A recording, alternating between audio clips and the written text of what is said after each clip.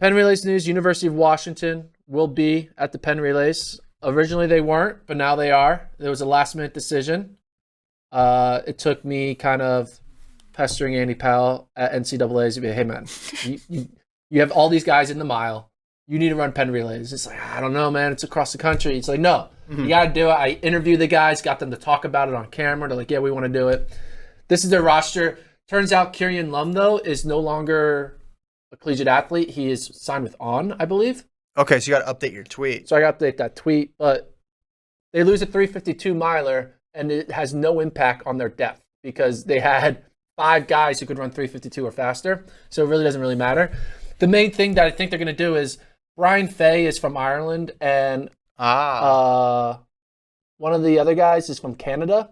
Okay. So I think they probably won't be on the 4xMile team. Because they're going for the world record. Because might as well make them All-American so you can get the world record. Yeah. Which, right. by the way, terrible rule. Go ahead. Yeah, terrible rule. World record is 1549. Yep. Oh, wait. Collegiate record is 1603. 1603.24, yes. American record is 1603 indoors. Oh, I don't have the indoor. Oh, here it is. And Penn Relays record is 1604. So, wow. They're probably... Look at you. I think they're going to break 16 minutes. I mean, we keep on saying that, but they got to do it now. You have people run 3... For them to run 4:01 is going to be so slow for them. It's going to be so frustrating. If they don't... I think it might happen, though.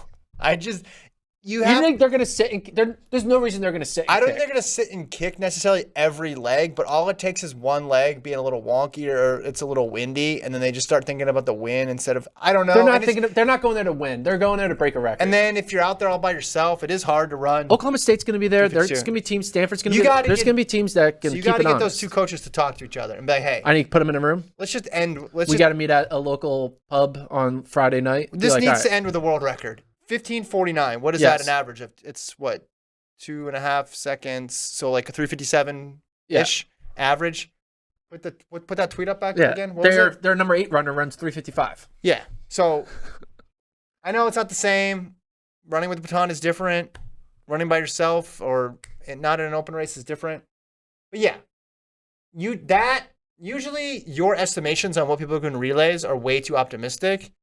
Because I'm averaging like their PR of 357. But if your PR is 351, you can run 357. If you look at that, yes, that should equate to a 357 average. Yeah. At least. Unless your handoffs are terrible. Are they practicing handoffs in Seattle? I don't know. Stillwater? They might be. So yeah, it's exciting. So you think Oklahoma State could do it too? Yeah. And I think Stanford could do it too.